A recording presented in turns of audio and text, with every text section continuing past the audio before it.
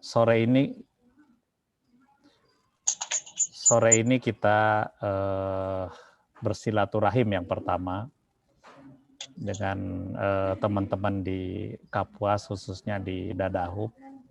Ya, kemudian juga kita mendapat kehormatan nih dari Pak Arief, ya, bisa menghadirkan Pak Heru, ya, untuk memberikan pencerahan kepada kita semua melihat perkembangan yang ada di Dadahub, bahwa dalam rangka food estate telah tumbuh dan berkembang aktivitas-aktivitas masyarakat, baik itu yang berkaitan dengan pangan maupun yang berkaitan dengan non-pangan.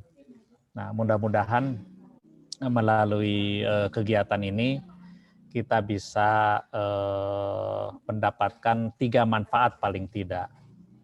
Yang pertama adalah kita bisa mengoptimalkan potensi sumber daya alam yang selama ini kurang optimal, maka dengan adanya food estate kita bisa mengoptimalkan potensi sumber daya yang tersedia. Kemudian yang kedua, kita bisa menggerakkan sumber-sumber ekonomi lainnya. Jadi artinya kesempatan kerja terbuka, kesempatan berusaha juga terbuka. Nah, dengan demikian maka diharapkan kondisi perekonomian masyarakat dengan adanya pengelolaan sumber daya yang optimal, kita bisa meningkatkan kesejahteraan masyarakat. Dan yang ketiga adalah kita mengharapkan teman-teman di Dadahub ini bukan hanya mendapatkan atau melakukan kegiatan produksi yang menghasilkan bahan baku. Kedepannya kita mendorong kepada upaya-upaya untuk agroindustri. Dengan demikian, saya kira apa yang kita ingin harapkan dari penjelasan atau pencerahan dari Pak Heru, kami mengharapkan Pak Heru ya kita mengarah ke agroindustri. Jadi kalau misalnya pengembangan budidaya itik yang akan kita lakukan, maka bagaimana kita bisa menciptakan industri untuk ketersediaan bibit atau bakalan dari itik itu sendiri. Nah, ini mungkin bisa dibuat semacam industri untuk penetasan telur nanti ke depannya. Kemudian kalau kita mau mendorong kepada budidaya, maka tentu kita mengharapkan adanya suatu ketersediaan bahan pakan, sehingga kita tidak tergantung kepada pabrikan yang ada di Banjarmasin, bahkan itu sumbernya adalah dari Surabaya. Saya pikir kita bisa mendorong kepada upaya agroindustri untuk membuat pakan ternak olahan di lokalita itu. Nah, yang terpenting adalah sekarang apa yang kita miliki di Dadahub ini. Kemudian yang kedua, apa yang bisa kita lakukan sampai kita bisa menghasilkan produk bahan pakan olahan itu menjadi satu efisiensi dalam produksi itik. Saya pikir ini apa yang harus kita lakukan. Nah, kalau itiknya itu sudah berkembang, apakah itu untuk pembesaran, nanti untuk pedaging, atau untuk petelur, atau nantinya, maka tentu agroindustri kita adalah menyiapkan bagaimana kita mengolah telur itu menjadi misalnya telur asin atau telur mata sapi ala Dadahub misalnya. Jadi mungkin berbeda, ya gitu loh. Jadi ini kita sedikit menganiaya itiknya nanti, karena itiknya yang bertelur, tetapi begitu digoreng katanya yang dapat nama adalah sapinya, jadi telur mata sapi. Nah, jadi tapi ikhlas saja. Maksud saya di sini ada Pak Arief, tadi Arief Darmawan untuk menjadi budiman, jadi ikhlas ya. Karya-karya yang dilakukan itu untuk kesejahteraan masyarakat di Dadahub. Nah, ini saya kira, dan semua teman-teman ini saya kira dari Pak Heru, nanti juga Bu Abar, saya kira ini bisa merasakan manfaat dari ilmu dan juga manfaat dari karya yang diberikan kepada masyarakat di Dadahub. Nah, mungkin ini Pak sampai ya mendukung ya. Kalau membopong mungkin nggak bisa Pak ya. Kalau membopong, kalau mendorong saya pasti bisa. Kalau membopong berat kayak Pak Edison, gimana saya mau bopong nih Pak Edison? Apalagi Pak Kades Pak. Nah, tapi saya kira kita mendukung dan mendorong lah untuk bagaimana Dadahub ini bisa berkembang, maju, ya. Mudah-mudahan bukan hanya mandiri nantinya, ya, bisa BNI juga masuk, BRI juga masuk, kan kalau ini bisa kita lakukan.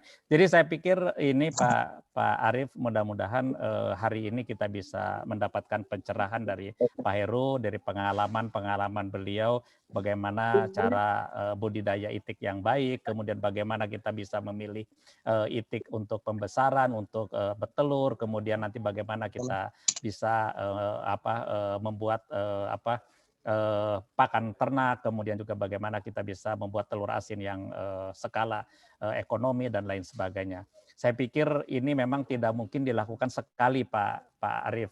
Saya kira ada tema-tema secara berkelanjutan, mungkin dengan tahapan-tahapan kegiatan yang ada di Dadahub, ini bisa kita terus lakukan karena kita bisa memberikan terus pencerahan bahkan pendampingan kalau kita nanti sudah bergerak secara aktivitas di lapangan. Saya pikir ini Pak Arief, sekali lagi saya mendukung dan memberikan apresiasi kepada teman-teman di Dadahub yang sudah hadir pada kesempatan ini.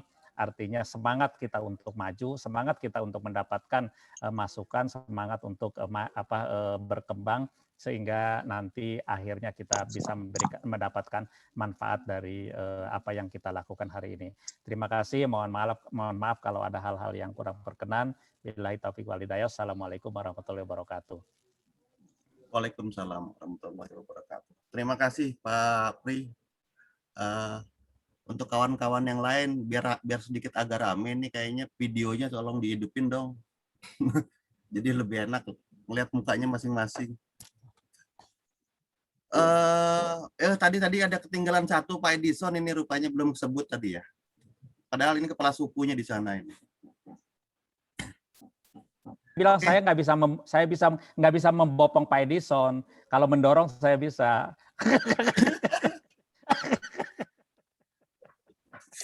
Aduh. Oke, selanjutnya saya kasih kesempatan kepada Pak Heru ini untuk langsung aja menyampaikan sesuatu yang mungkin hal baru bagi kami semua di Dadahub, berbagi ilmu untuk kami semua di sini. Silakan Pak Heru. Terima kasih Pak Arief. Selamat sore. Sebentar ini saya tak setting dulu.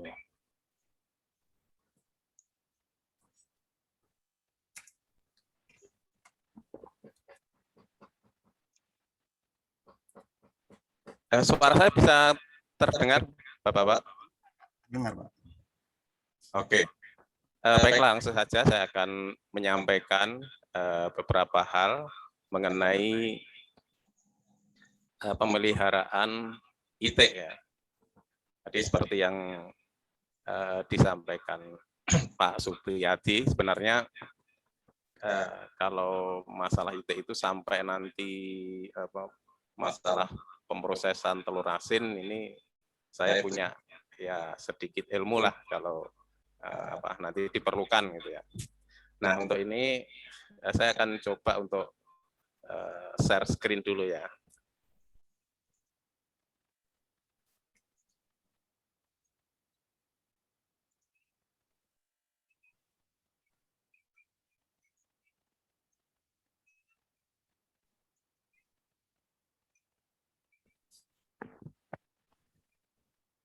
Ya, baiklah Bapak-bapak semuanya. Berbicara masalah itik, jadi itik ini memang salah satu jenis ternak yang sudah banyak dikembangkan di beberapa wilayah, banyak wilayah-wilayah yang sukses mengembangkan IT, ya. Seperti contohnya yang di gambar yang saya sampaikan ini, mungkin nanti suatu saat ini Pak Supriyadi ini bisa lihat di sana. Ini dari Kabupaten mana itu? Kalimantan bagian tengah itu ya. Ini gambaran dari sana. Dari Alabio, daerah Alabio. Ya. Alabio, Kalimantan Selatan, Pak. Kalimantan Selatan ya, Alabio itu ya? Ya. Oh, masih Kalimantan Selatan, oke. Ya, di Alabio. Di sana peternaknya begitu gigihnya di dalam mengembangkan IT, sehingga dalam satu wilayah itu banyak sekali peternak-peternak yang mengembangkan IT. Ya. Dan untuk wilayah Alabio sana di daerah Hulu Sungai Utara ya, kalau nggak salah ya, Alabio itu ada pasar khusus untuk produk bebek atau IT, yaitu pada hari Rabu. Jadi kalau berkunjung ke sana, ini bisa kita melihat aktivitas peternak di dalam jual beli telur. Ini begitu ramainya pada hari Rabu. Ya. Jadi begini Bapak-Bapak semuanya, di dalam pengembangan IT, nanti kita tidak lepas dari potensi daerah, yaitu potensi dari pakannya. Ya. Seperti misalnya kalau daerah Hulu Sungai Utara, di sana potensi yang bisa dikembangkan untuk pakan IT itu adalah adanya keong, ya, ada keong emas dan keong sawah yang biasa yang warna emas itu yang kuning, yang keong sawah itu yang hijau atau apa itu ya. Kemudian kalau kita lihat di daerah Brebes, kemudian Tegal, nah ini juga di sana ada sumber pakan yang cukup potensial dan harganya murah, yaitu ikan kecil-kecil itu. Ya, di daerah Brebes dan Tegal dulunya harga ikan yang kecil-kecil itu sekitar 1 kilonya itu sama dengan 1 butir telur. Ya, kalau misalnya kalau 1 butir telur itu harganya 2.000, ikan itu harganya sekilo 2.000. Ya, memang sangat murah pada saat itu. Ya. Tapi sekarang memang sudah masalah lagi karena ikan yang kecil-kecil itu juga dikonsumsi oleh manusia, dimakan oleh manusia. Jadi walaupun ikan kecil-kecil itu di filet atau diambil dagingnya, dibikin bakso, kerupuk dan sebagainya, sehingga bebeknya tinggal tulang dan kepalanya. Nah, kenapa kok daerah-daerah itu bisa berkembang? Artinya berkembang sendiri ya, bukan dikembangkan oleh pemerintah atau siapa? Ya karena itu tadi, adanya sumber pakan yang mendukung bagi perkembangan peternakan IT. Kenapa? Karena biaya utama atau sebagian besar dari total biaya itu 80%, 70-80% itu adalah dari pakan. Ya, jadi kalau pakannya sudah kepegang, maka keuntungan yang bisa diperoleh oleh peternak itu akan cukup berharga atau cukup tinggi gitulah.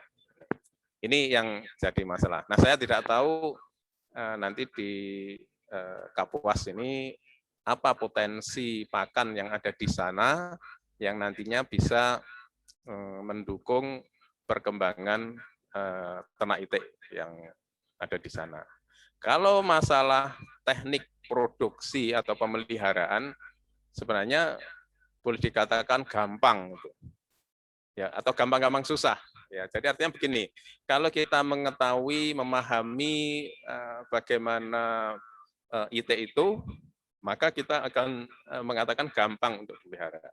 Ya, seperti misalnya ya, kalau kita bisa atau memahami bagaimana naik sepeda gitu ya, maka naik sepeda itu gampang. Tapi kalau tidak pernah tahu bagaimana naik sepeda itu kan tidak bisa ya, mesti ambruk terus itu. Nah ini. Nah, dalam kesempatan ini nanti saya akan menyampaikan dasar-dasar bagaimana bapak-bapak semua ini di dalam mengembangkan ternak IT. Nah, kiat sukses peternak IT yaitu yang pertama adalah memahami sifat-sifat IT, kemudian yang kedua mempunyai niat yang kuat dan serius. Ya. Nah, apa itu sifat-sifat IT? Yang pertama kondisi tubuh IT, kemudian paham tentang kebutuhan kandang, yang ketiga paham kebutuhan pakan, dan yang keempat adalah kondisi lingkungan. Nah, kita bahas satu persatu ya. Jadi yang pertama kondisi tubuh IT. Jadi dalam hal ini kalau kita memelihara ternak apa saja, maka yang pertama-tama kita ketahui itu adalah apa dan bagaimana jenis ternak itu. Nah, secara singkatnya saya sampaikan sebagai berikutnya. Jadi IT sebagaimana unggas yang lain, ini adalah suatu ternak atau suatu makhluk itu ya, yang mempunyai sifat khusus ya, dan berbeda dengan sifat ternak yang lain. Ya. Sebagai contoh, IT ini di dalam memproses makanan yang dikonsumsi ini memiliki kecepatan yang sangat tinggi. Ya. Jadi pakan yang dikonsumsi oleh unggas atau IT ya, itu dalam tempo 3-4 jam itu sudah bisa dicerna, sudah bisa untuk menggunakan proses kehidupan secara lengkap. Ya, hanya dalam tempo 3-4 jam. Sedangkan ternak yang lain, misalnya sapi, kambing, termasuk manusia, di dalam memproses makanan di dalam tubuhnya, itu diperlukan waktu antara 6-8 jam. Ya. Jadi manusia ya, kita ini, kalau kita makan jam 6 pagi, maka makanan itu diproses di dalam tubuh, menjadi tenaga, kemudian sampai itu menjadi sisanya, ya, itu dalam waktu 6-8 jam. Nah ini kalau istilah ilmiahnya itu adalah laju metabolisme atau metabolic rate. Ya. Nah jadi kita kalau makan pagi, maka kita akan merasa lapar itu pada 6-8 jam itu ya, sehingga kita makan lagi, kita makan jam 6, kemudian jam 12, kemudian jam 6 sore, dan mestinya jam 12 malam. Nah kalau unggas itu kalau mengkonsumsi makanan dari misalnya sekarang, maka 3-4 jam lagi dia sudah lapar, ini harus makan lagi ya. Sehingga kalau misalnya kita puasa gitu, kita puasa itu akan lapar mestinya setelah 6-8 jam. Yang dinamakan puasa bagi manusia itu adalah kalau kita misalnya sahur pagi, maka jam 6 jam kemudian itu baru lapar. Nah, kalau unggas termasuk IT ini 3-4 jam. Sehingga nanti apabila kita memelihara ternak IT, maka ternak IT ini tidak boleh makan atau tidak ada makanan lebih dari 3-4 jam. Nah, itu yang harus dipahami. Nah, bisa saya umpamakan kalau mesin tubuh IT atau unggas itu putarannya atau ya kalau mesin ini putarannya cepat gitu loh. Putarannya sangat cepat. Tapi kalau mamalia termasuk manusia itu putarannya relatif lambat. Akibatnya apa? Kita bisa melihat kondisi temperatur tubuhnya itu kan tinggi. Kalau itik, ayam dan sebagainya kalau dalam kondisi normal, ini suhu tubuhnya 40 sampai 41 derajat. 40 sampai 41 derajat. Ini bisa dibayangkan kita dengan suhu gitu mungkin sudah step gitu. Kita tidak sadar. Karena proses metabolisme dalam tubuh kita itu menjadi terganggu. Nah, ini contohnya.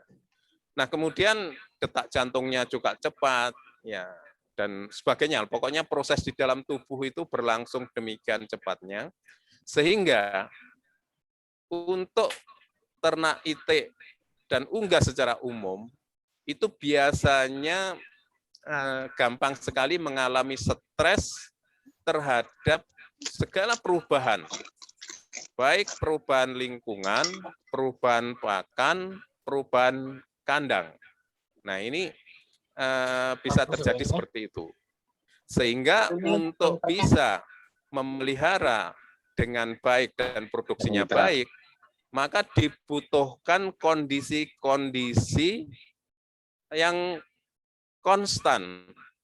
Jadi misalnya kandangnya temperaturnya juga kandangnya juga konstan, pakannya juga demikian. Jadi untuk ternak itik dan unggas tidak bisa kita memberikan pakan yang berubah-ubah. Jadi itik termasuk unggas yang lain sekali makan sate, dia ingin makan sate seterusnya. Sekali makan rawon, maka dia makan rawon seterusnya. Tidak seperti kita ya. Kalau kita pagi makan sate, kemudian siang makan sate, malam makan sate, besok makan sate, kira-kira 10 hari, kira-kira rasanya seperti apa? Nah ini manusia, sifat manusia ya. Tapi kalau unggas tidak demikian. Nah kaitannya apa ini? Kaitannya ini nanti dalam manajemen pakan. Apabila kita memberi makan itik, maka seperti yang saya katakan tadi, pakan yang disediakan itu harus tetap jenisnya. Ya. Termasuk nanti bahan pakannya. Jadi bahan pakan apa yang nanti ada di lokasi, itulah yang diandalkan. Tidak perlu divariasi seperti perasaan yang memelihara gitu ya. Wah ini tadi sudah dikasih pakan ini, wah nanti untuk variasinya saya kasih pakan ini. Nah ini nggak bisa. Ya. Kalaupun mau mengubah pakan, halo? Halo? Halo Pak, siapa? Suara saya masih? Halo. Ya.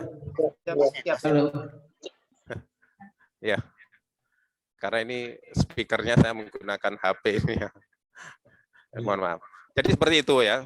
Jadi kalau kita nanti, tadi kan saya katakan bahwa pakan ini memegang peranan yang sangat penting gitu ya.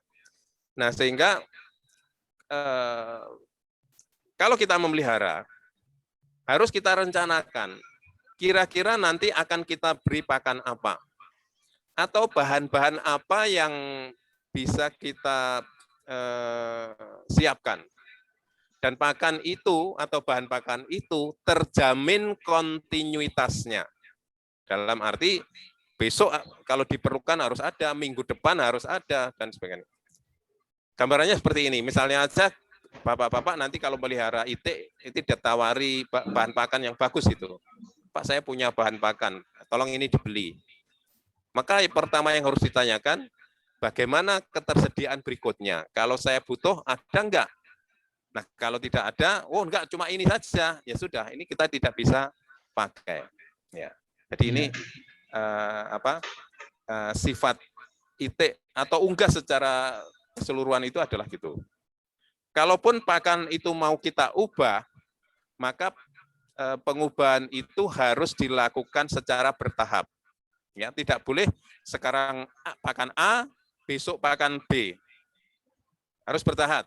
Ya mungkin 1/5 sekarang pakan B, kemudian 4/5 pakan A. Kemudian besok lagi 3/5 pakan A, 2/5 pakan B. Begitu. Jadi secara bertahap untuk memberikannya. Tidak bisa sekarang pakan A, tapi besok pakan B. Nah ini. Ya. Nah yang kedua, kebutuhan kandang. Nah, atau tempat tinggal. Nah kandang untuk IT ini apa fungsinya?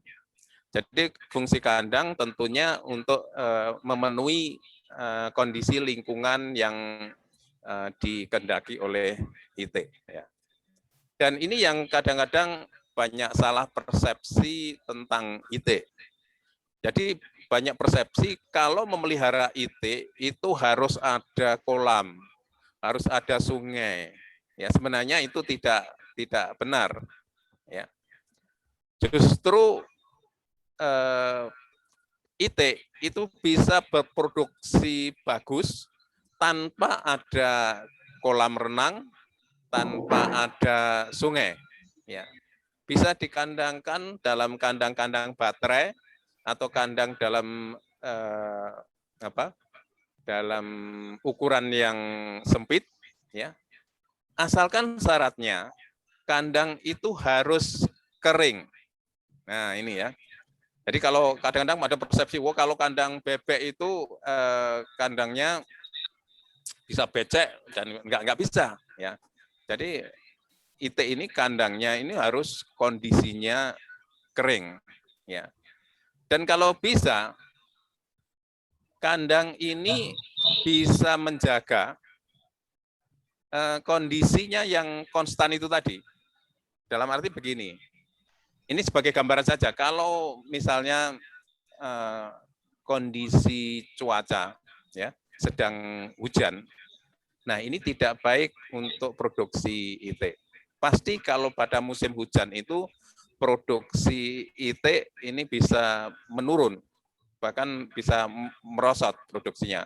Kalau biasanya bisa produksi 80%, kalau pada kondisi hujan itu bisa hanya menjadi 40% sama dengan 50% atau kadang 30%. Kenapa demikian? Itu tadi, ya.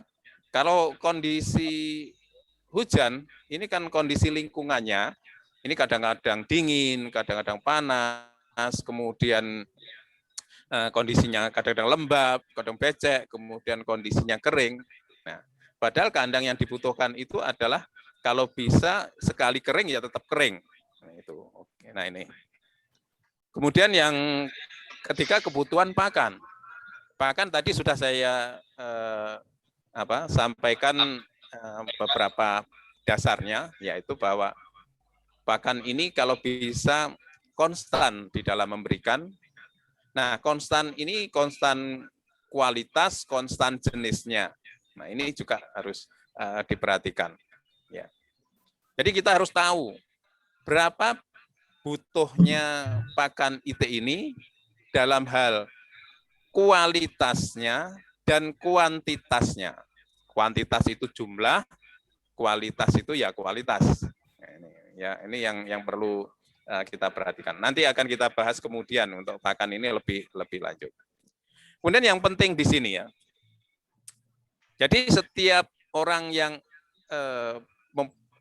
akan memelihara IT itu harus punya niat, harus punya kesenangan, harus punya ketertarikan. Ya, ini penting. Dan ini justru menjadi syarat utama. Kalau sudah tidak tertarik dan tidak niat, ya sudah, ini sudah 90% gagal. Ya. Jadi istilahnya begini ya, kalau kita coba aja lihat ya, kalau kita melihara IT, itu lihat IT itu bagaimana perasaan kita, senang tidak, bahagia tidak. Ya. Kalau misalnya sebel itu lihat IT sebel ya sudah, ini sudah tidak bisa dilanjutkan. Jadi yang pertama harus tekun. Tekun ini dalam arti begini, tekun, sabar, disiplin mungkin menjadi satu kesatuan ya. Tadi seperti yang saya sampaikan, bahwa ternak IT itu mempunyai sifat yang mudah stres. Dan untuk itu diperlukan manajemen atau pengelolaan yang konstan, yang rutin, yang tidak banyak berubah. Misalnya begini, kalau kita sudah menetapkan, misalnya untuk memberi pakan, kalau pagi jam 7, kemudian kalau sore jam 3, misalnya, ya sudah itu. Itu terus dilakukan setiap hari, setiap saat, tidak mengenal hari libur, tidak mengenal cuti dan sebagainya. Itu terus setiap hari jam 7 itu harus dikasih makan, jam 3 harus dikasih makan. Nah, ini yang kadang-kadang bagi orang yang bosanan, tentunya ini tidak bisa melaksanakan ini dengan baik. Ya. Jadi rutin. Ya, nanti kalau ditanyakan berapa kali ngasih makan, ya terserah nanti berapa kali. Yang penting itu tadi, di tempat pakan tidak boleh kosong selama lebih dari 3 sampai 4 jam. Ya. Jadi misalnya kalau pagi ini dikasih makan jam 7, makan itu habisnya jam berapa? Kalau habisnya jam 12, maka memberi makan berikutnya itu paling lambat jam 12 plus 3. Ya, berarti jam 3 atau jam 4. Misalnya gitu. Jadi intinya tidak boleh tempat pakan kosong lebih dari 3 jam. Ya. Nah, ini yang harus dipahami. Oke, ya, kita lanjutkan.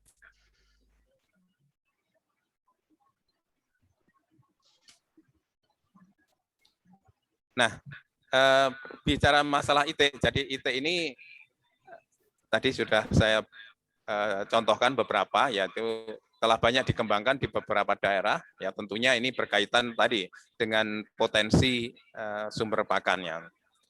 Kemudian IT ini tujuan pemeliharaannya sudah jelas, apakah untuk produksi telur atau produksi daging, ya. Karena kalau produksinya sudah jelas, kita lebih mudah untuk mengelolanya. Berbeda dengan ayam kampung ya. Ayam kampung itu kan nggak jelas.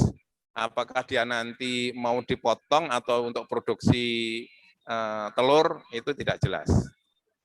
Kemudian itu permintaan pasar tinggi dan harganya relatif lebih mahal dibanding dengan misalnya daging ayam potong maupun telur untuk telur ayam komersial. Ya. Kemudian pemeliharaan perlu lebih cermat untuk menghasilkan keuntungan usaha. Tadi sudah saya sampaikan. Kemudian risiko kematian lebih rendah dibandingkan ayam karena IT relatif tahan terhadap penyakit. Ya. Sedangkan jenis usaha yaitu yang pertama usaha pembesaran, yaitu menghasilkan IT potong, terutama ini untuk pejantannya. Ya. Jadi IT ini beda dengan ayam. Kalau IT ini sudah bisa dideteksi jantan betinanya ketika baru menetas. Kalau ayam nggak bisa atau sulit. Ya.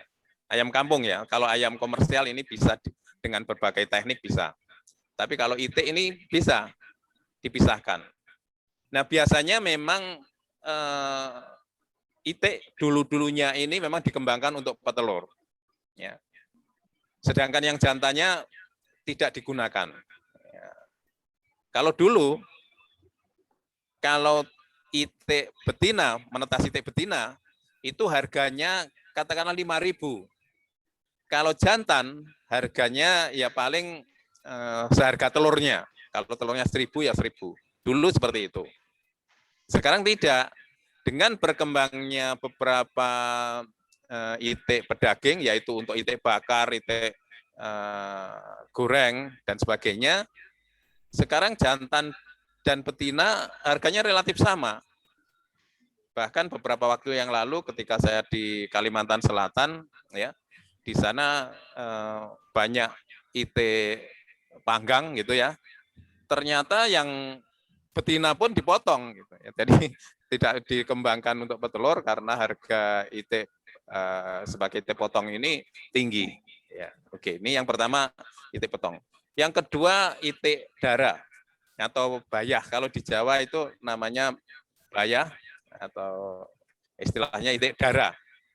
Jadi memelihara itik sampai umur kira-kira 4 bulan atau 5 bulan itu untuk dijual pada peternak yang akan membutuhkan itik untuk petelur. Ya. Nah, usaha pembelajaran ini bisa dilaksanakan secara intensif. Intensif itu dikandangkan, dikasih makan secara khusus, atau ekstensif. Ekstensif itu digembalakan. Ya, digembalakan. Banyak di Jawa ini daerah-daerah di mana petaninya itu menggembalakan ternak itik dari sawah yang satu ke sawah yang lain, sawah yang habis panen itu biasanya ya, itu digembalakan. Jadi orangnya ikut mengembara. Ya. Nah, kenapa itik bisa digembalakan? Karena salah satunya sifat itik itu bertelurnya adalah pada saat subuh. Ya kira-kira jam 3 sampai jam 5 itu, jam 5 pagi. Sehingga ketika siang digembalakan, sore dimasukkan di dalam kandang, kemudian malamnya atau subuhnya itik itu bertelur, telur dikumpulkan, kemudian paginya bisa digembalakan. Beda dengan ayam ya. Kalau ayam itu kan produk bertelurnya kan antara jam 9 pagi sampai jam 8 pagi sampai jam 3 sore. Nah ini jadi siang. Jadi siang. Ini beda. Ya. Nah, atau campuran. Jadi digembalakan juga tapi dikasih makan juga, dikasih makan. Nah ini untuk usaha pembesaran. Ada juga untuk produksi telur. Kalau produksi telur ini memang produksi telur relatif tinggi ya. Jadi produksi telurnya bisa antara 65 sampai 70%, bisa 80%, bisa 90% ya. Dan pakannya cukup banyak. Nah, sedikit banyaknya pakan itu tergantung kualitas pakannya. Kalau pakannya kualitasnya bagus, itu bisa sedikit. Kalau kualitas pakannya rendah, ini bisa banyak. Ya nanti mungkin kita bahas berikutnya pada saat kita bahas pakan. Kemudian harga telur biasanya dijual butiran, bukan kiloan. Nah ini yang mungkin lebih menguntungkan. Oke, ini kondisi tubuh itik ya. Nah, itik itu termasuk unggas air. Nah, ini mohon juga dipahami, itik itu paruhnya lebar dengan cakar yang ada selaput renangnya. Nah, ini hubungannya apa? Hubungannya nanti di dalam memberikan pakan. Ya, itik itu kalau makan ini bisa mengambil makanan yang cukup banyak. Ya, dengan paruhnya yang lebar itu, ya. Sehingga kalau itik itu dikasih pakan yang kering, maka dia akan makan banyak, kemudian dia akan minum. Nah, di mulutnya ini kadang-kadang masih banyak makanan, sehingga kalau dia minum, maka makanan itu akan jatuh ke tempat minumnya, sehingga tempat minumnya akan cepat kotor. Nah, kemudian cakar dengan selaput renang yang lebar ini mengakibatkan itik ini kalau minum dan kalau tempat minumnya itu cukup mudah dijangkau, maka cakarnya itu akan meratakan air dari tempat minum ini ke mana-mana ke dalam kandang sehingga gampang becek. Ya. Jadi kandang itik akan lebih gampang becek dibanding dengan kandang ayam. Ya, di samping kotorannya juga mungkin agak basah. Ini karena cakarnya yang lebar ini akan menyebabkan itik ini membuat kondisi kandang itu semakin lembab. Padahal tadi saya sampaikan itik akan bisa berproduksi dengan bagus apabila kandangnya itu kering. Nah, nanti di dalam membahas kandang nanti akan kita sampaikan lagi. Kemudian tingkat metabolisme dalam tubuh tinggi tadi sudah saya jelaskan ya, walaupun istilahnya ini ilmiah banget itu, tapi yang penting begini pengertiannya bahwa antara makanan dimakan sampai nanti menjadi tenaga, menjadi disimpan di dalam tubuh menjadi telur dan sebagainya itu cepat. Ya, ini. Kemudian pertumbuhan cepat dan awal kehidupan ini dari telur.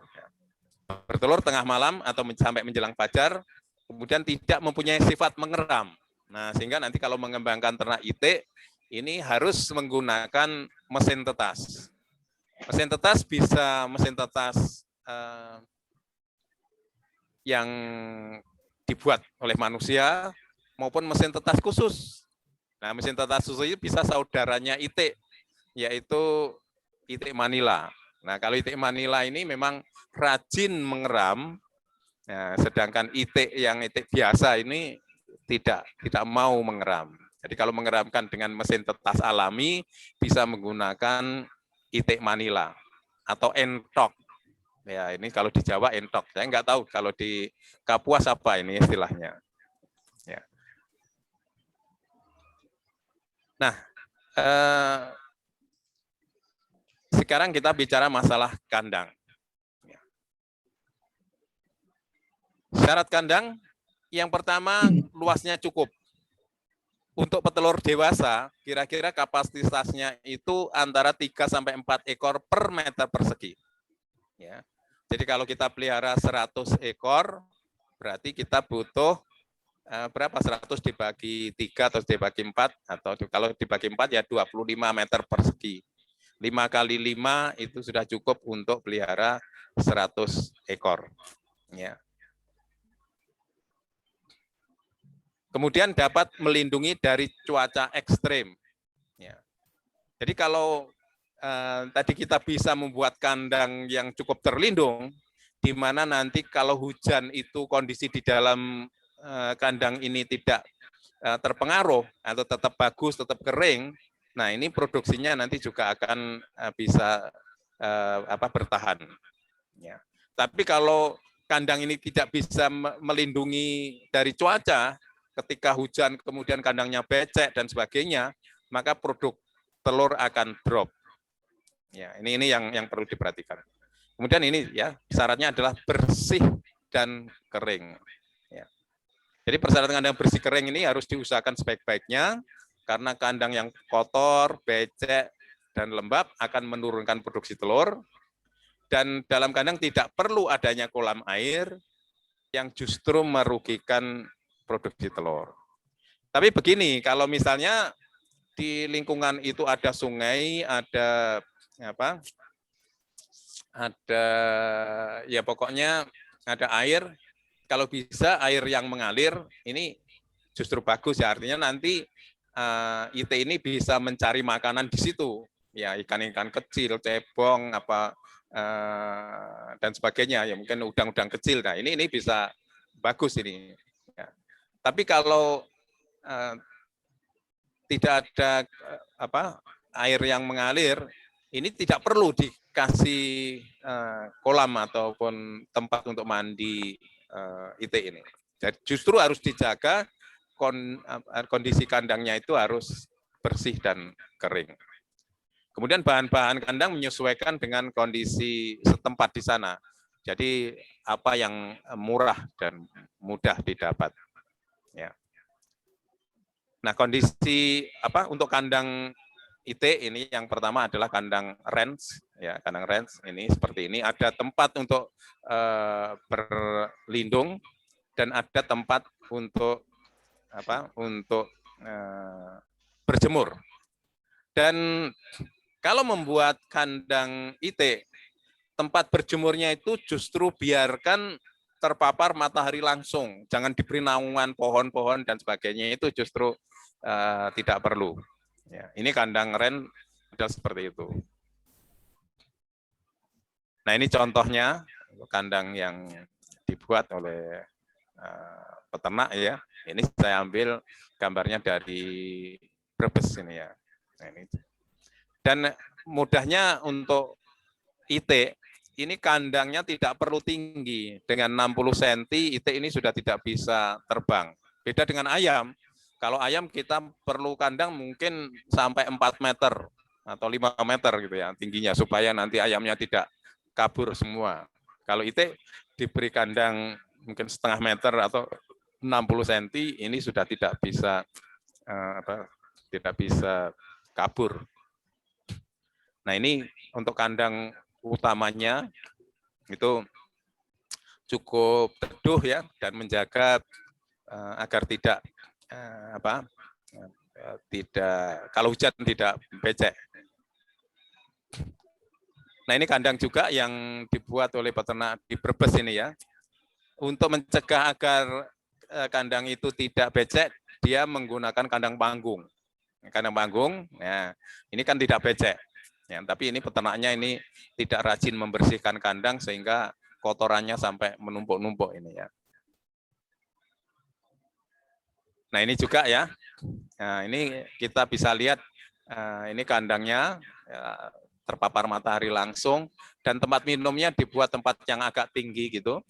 Ya, kemudian itiknya tidak bisa masuk ke tempat minumnya. Ini minta tempat minumnya berupa berupa saluran gitu ya, berupa saluran. Ya, jadi dia minum, tapi itiknya nggak bisa nyemplung, nyebur, dia udah bisa nyebur ke sana. Nah, ini contohnya. Nah, ini contoh juga di mana peternaknya ini mencoba untuk menjaga agar di dalam kandang itu kering. Dia membuat ini dari jerami jagung ini ya. Ini yang jadi bisa jerami padi, jerami jagung. Ini kandang itik juga yang di lingkungannya ini diberi jerami padi. Ini kan tidak becek. Tidak becek. Nah, itik bisa juga dipelihara di kandang baterai seperti ayam petelur. Produksinya bisa tinggi. Dan pemelihara itik kalau untuk produksi telur ini tidak perlu ada bejantannya. Jadi itik itu bisa bertelur walaupun tidak ada bejantannya. Ayam juga demikian ya. Jadi bisa dipelihara dalam kotak yang 1 per 1 atau mungkin 2 ekor atau 3 ekor dalam satu kotak. Ini bisa dilakukan. Ya. Yang nanti tergantung dari kondisi lingkungan setempat. Ya, ini bagaimana nanti. Nah, kepadatan kandangnya berapa? Nah, kepadatan kandang ini harus disesuaikan dengan umurnya. Ya. Jadi untuk itik umur 1 minggu, kepadatan yang diperlukan itu 25 ekor per minggu. Jadi kalau kita pelihara 100, itu cukup 4 meter persegi. Nah, kalau umur 2-3 minggu, ini 18 ekor per meter persegi. Kalau umur 4-6 minggu, ini 10 ekor per meter persegi. Nah, kalau itik darah 2-5 bulan, ini 8 ekor per meter persegi. Dan itik dewasa di atas 5 bulan, ini 3 ekor per meter persegi. Tadi saya sampaikan kan untuk itik dewasa 3-4 ekor meter persegi. Ya, ini kira-kiranya saja.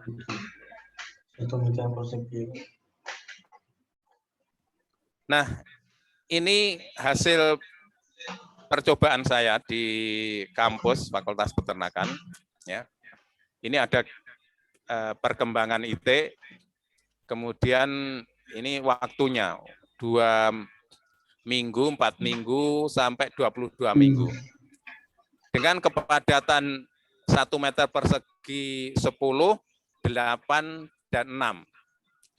Jadi kalau 6-8 ekor per meter persegi, ini pertumbuhannya masih normal per meter perseginya ya. Tapi kalau per meter persegi itu kepadatannya sudah 10, ini kelihatannya perkembangannya sudah terhambat. Nah, ini. Kemudian pakannya bisa kita lihat kalau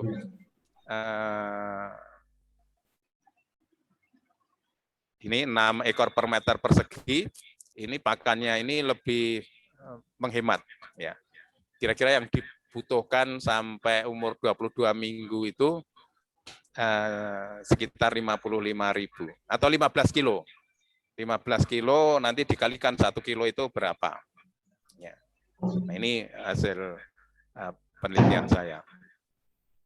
Nah, kalau pakan, ini nampaknya dengan protein 13, 15, 17.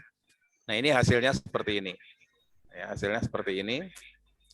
Jadi untuk pertumbuhan itu sebenarnya tidak perlu proteinnya terlalu tinggi. Jadi proteinnya bisa protein sedang 13 sampai 15. Ini sudah cukup, ya. Mohon maaf, saya tidak akan menjelaskan sampai detail karena kalau saya jelaskan detail nanti kita jadi kuliah dan waktu yang diperlukan 1 semester.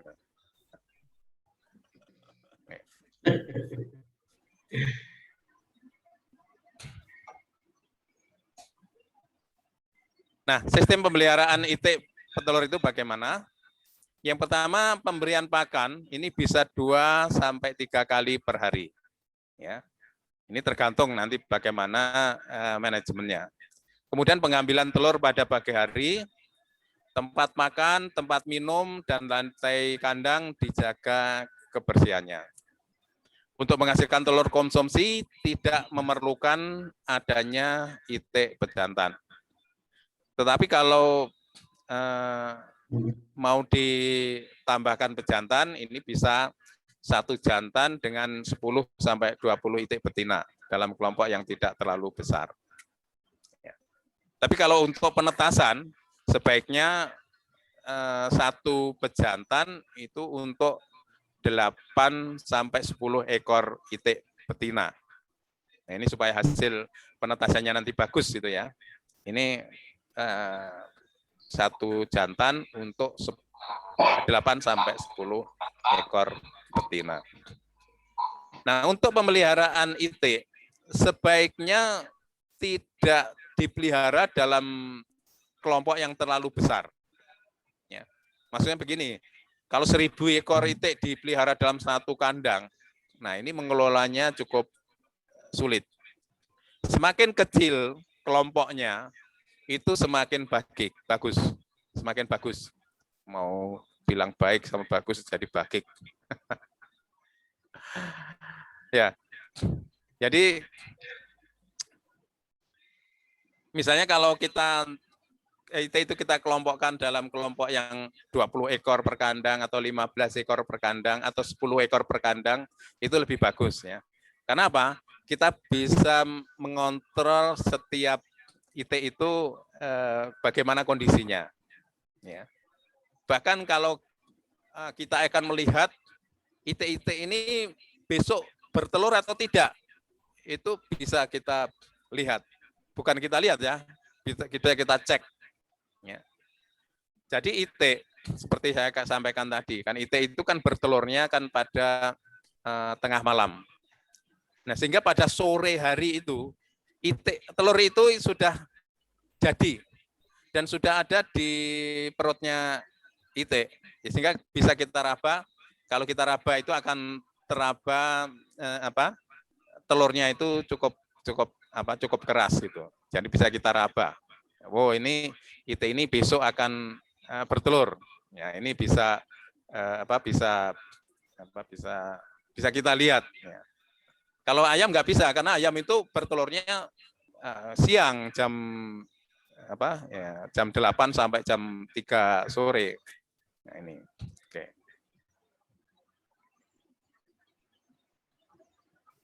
Oke, itu untuk pemeliharaan itik. Jadi intinya begini, Bapak-bapak dan saudara-saudara semuanya. Kunci dari ternak itik tadi adalah yang pertama adalah pemeliharaannya yang konsisten, konstan, ya.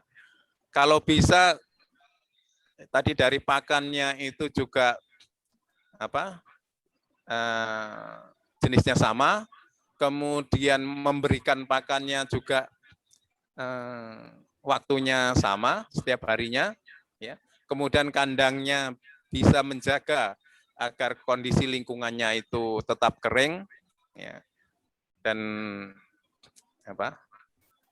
ya itulah. Jadi tadi sudah saya jelaskan semuanya ya. Nah, sekarang saya bicara masalah pakan. Nah, ini penting ini ya, karena pakan ini 70-80% biaya itu dari pakan ini.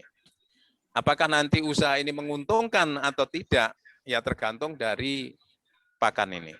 Nah, saya tidak tahu di Kapuas ini nanti apa yang diandalkan. Ya. Nah, kalau di wilayah di Jawa, pakan itik yang utama itu adalah bekatul. Pakan itik yang bekatul. Ya. Kemudian, jadi begini. Oke, ini saya lanjutkan aja.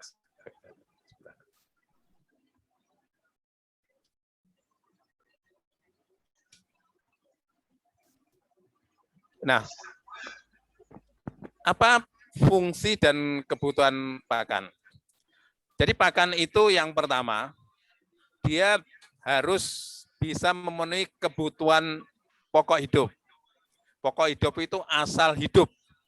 Ya. Jadi makan asal hidup. Kemudian yang kedua, pakan asal untuk pokok hidup ini harus terpenuhi dulu.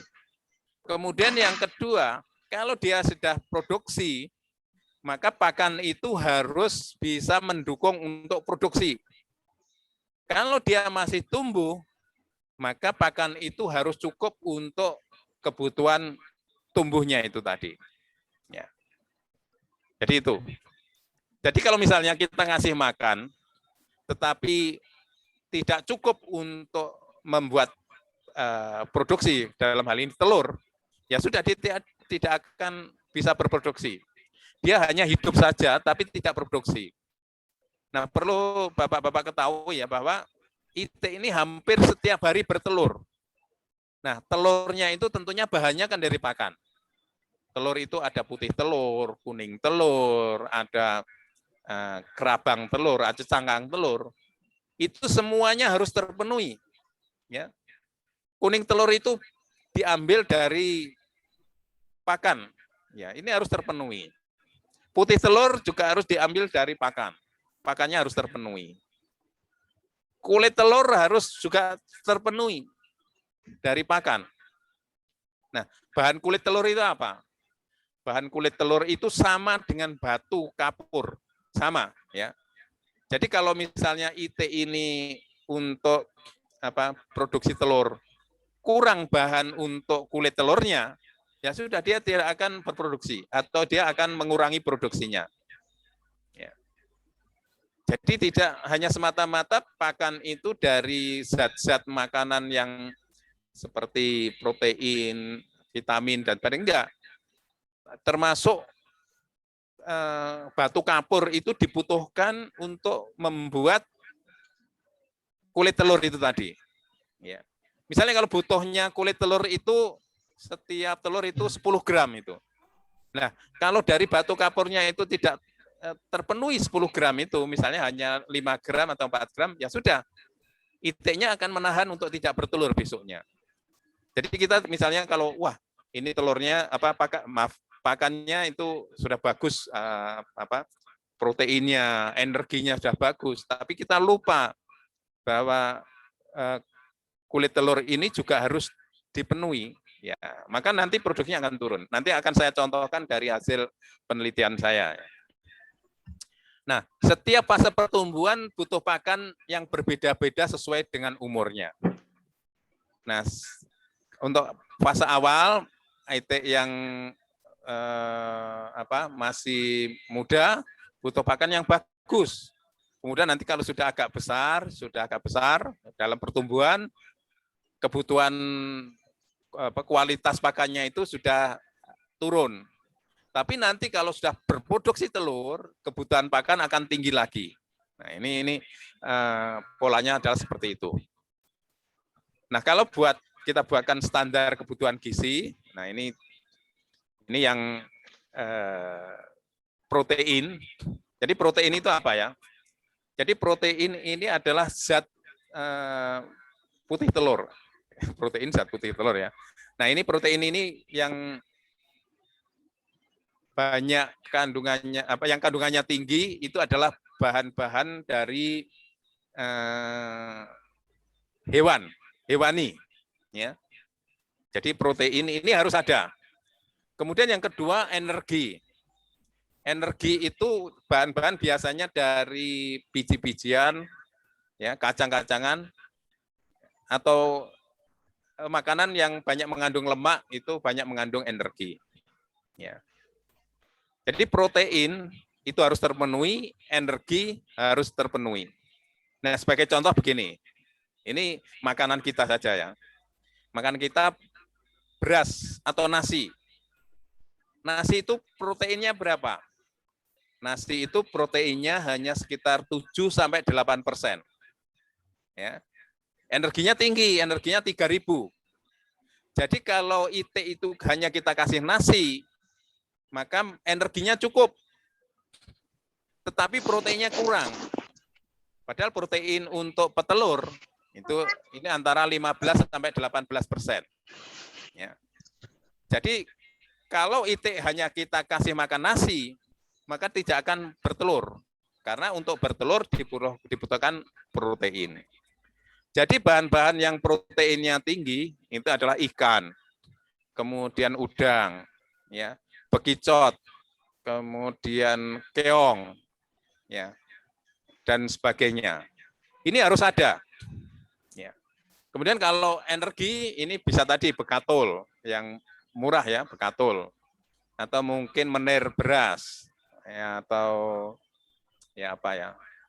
Nah, tapi kalau singkong, sagu itu proteinnya rendah sekali, ya, proteinnya rendah sekali sehingga tidak bisa digunakan untuk pakan IT. Ya. Jadi tepung tapioka atau tepung singkong itu tidak bisa digunakan untuk pakan IT karena apa? Karena proteinnya sangat rendah. Jadi ketela itu proteinnya hanya 2-3%. Ya. Kalau ikan, proteinnya bisa 50-70% ikan. Nah ini contohnya. Kemudian kalsium, ini kalsium itu tadi yang dari batu kapur itu ya, kalsium. Ini kalau sudah bertelur, ini kebutuhannya 3-4% kalau sudah bertelur. Ya. Kalau belum bertelur, relatif rendah. Nah ini hasil penelitian saya ya, ini Bapak-Bapak, ini bisa kita lihat ya. Jadi ini yang biru ini kita kasih kalsium atau zat kapur tinggi, kemudian yang merah ini kita kasih zat kapur yang sedang, yang hijau ini kita kasih zat kapur yang rendah. Ini protein dan energinya sama semua. Ternyata hasilnya berbeda ya. Jadi untuk IT yang kita beri zat kapur tinggi, produksinya bisa 85%. Ya, 85%. Sedangkan yang sedang produksinya di bawah 80%.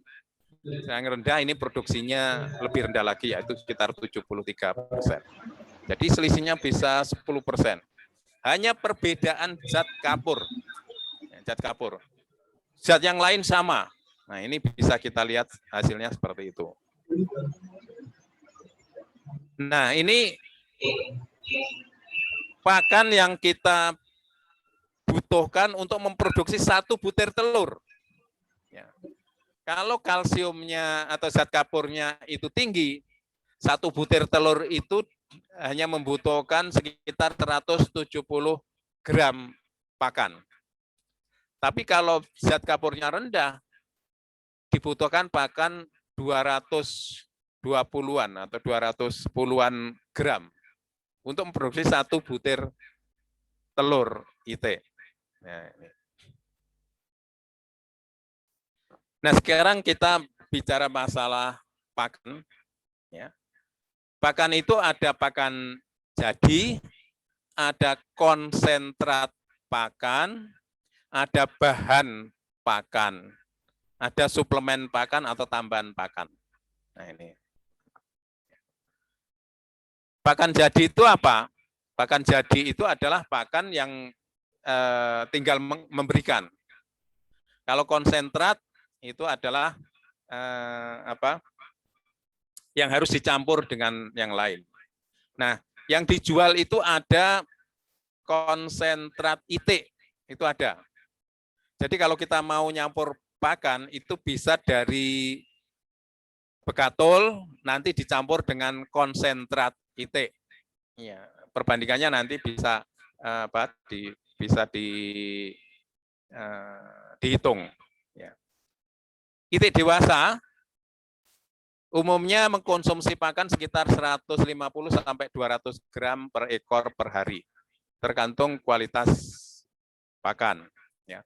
Semakin baik kualitas pakan, semakin sedikit konsumsinya. Ya. Pemberian pakan umumnya dilaksanakan 2 kali sehari, yaitu pagi dan sore. Pakan itik disesuaikan dengan bahan pakan yang tersedia, yang murah, yaitu terdiri dari gabungan sumber protein dan sumber energi. Tadi ya, sumber protein itu biasanya dari hewani, sumber energi itu dari biji-bijian. Sumber energi yang banyak terdapat adalah bekatul, jagung, nasi kering, sedangkan protein itu ikan, sisa produk ikan, bekicot, keong, cacing, dan konsentrat itik. Ya.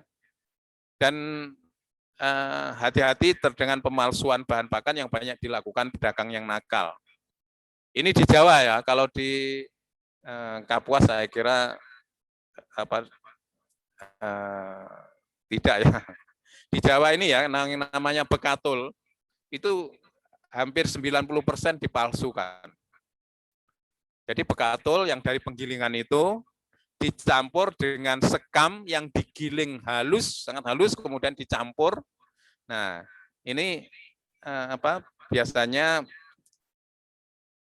produksi itik nanya nanti akan bisa terpengaruh dan akan drop produksinya karena kebutuhan energinya akan kurang. Nah, bahan pakan. Jadi bahan pakan harus mengandung zat gizi yang diperlukan. Sumber protein tadi bisa bahan hewani atau kacang-kacangan. Kacang-kacangan itu kandungan proteinnya tinggi, khususnya kacang kedelai. Kacang kedelai itu proteinnya tinggi. Sumber energi itu biji-bijian dan minyak, itu sumber energi. Sumber vitamin, hijauan, hati, sintesis. Ya. Sintetis itu bisa dibeli ya, multivitamin mineral itu bisa. Kemudian sumber mineral terutama kalsium dan fosfor. Nah, ini contohnya ya. Bekatul ini kandungan proteinnya antara 10 sampai 12%. Jagung proteinnya antara 8 sampai 9%. Nasi kering proteinnya 6 sampai 7%. Jadi kalau kita nyampur jagung, bekatul dan nasi kering, ini tidak akan bisa jadi pakan itik. Kenapa? Ya proteinnya hanya berkisar antara 6 sampai 12 saja. Sedangkan itik untuk berproduksi, tadi sudah saya sampaikan, produksinya itu bisa bagus kalau proteinnya itu paling tidak 16 sampai 17%.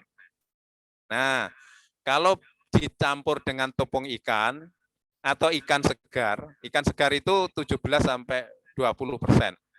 Ya, ini ikan segar. Ya, ini baru bisa nanti proteinnya bisa terpenuhi. Jadi ini konsentrat itik, konsentrat grower, tepung ikan, ikan segar, kemudian bungkil kedelai, bungkil kelapa, tepung kepala udang, tepung bekicot, bekicot rebus, tepung keong emas segar. Nah, ini kandungan-kandungan protein. Ya. Energinya ini, ya. Bekatul ini proteinnya tinggi, nasi kering proteinnya antara sekian. Ya, ini ya, nanti bisa dilihat.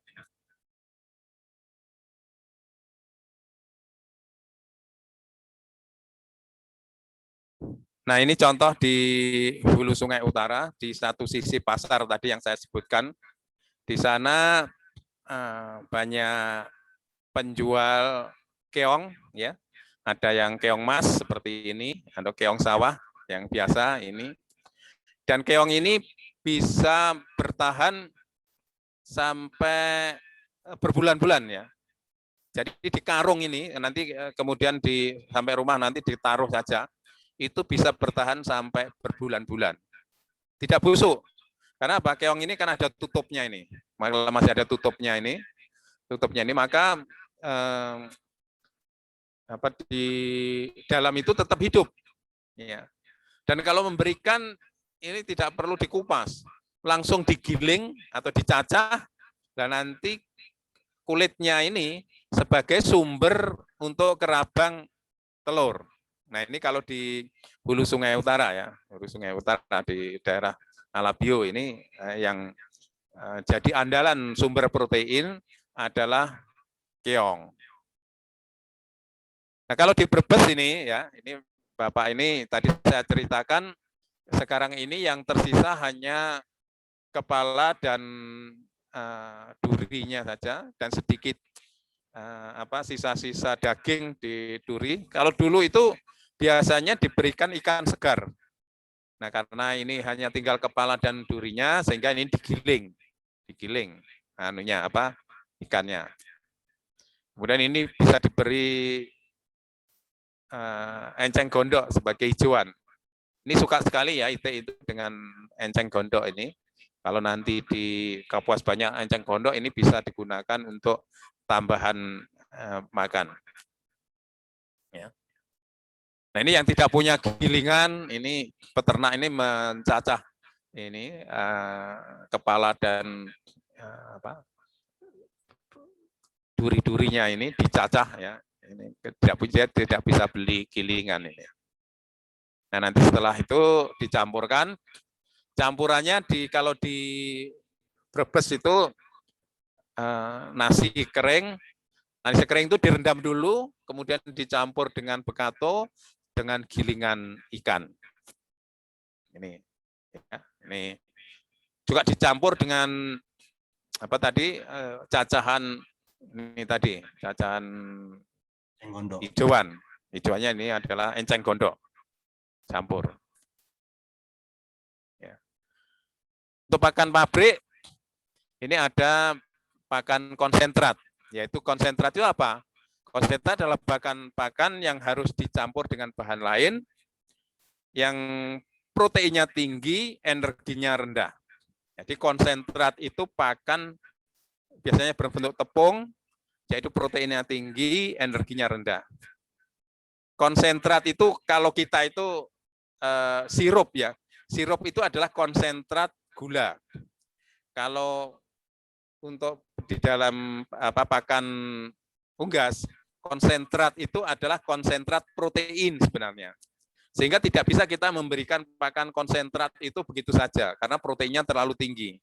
Protein konsentrat yaitu antara 30-40%.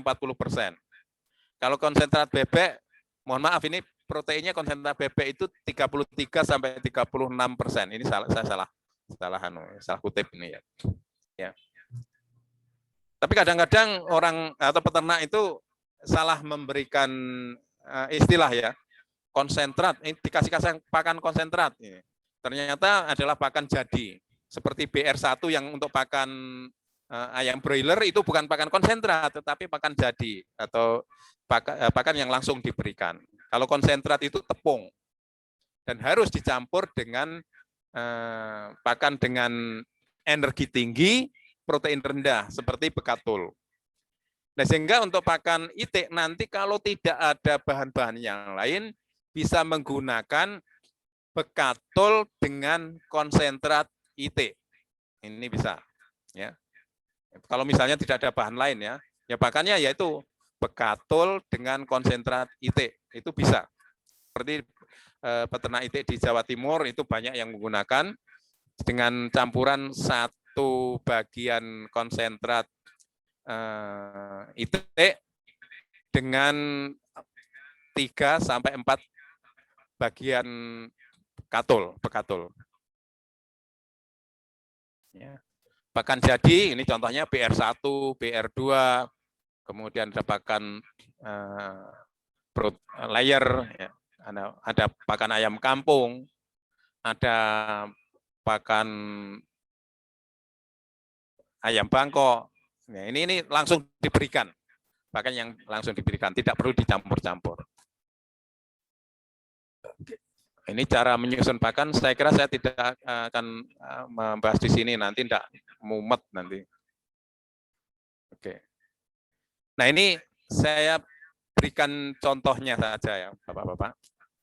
Ini berdasarkan pengalaman atau pengamatan yang saya lakukan di Brebes, karena Brebes itu salah satu daerah yang terkenal peternakan itik.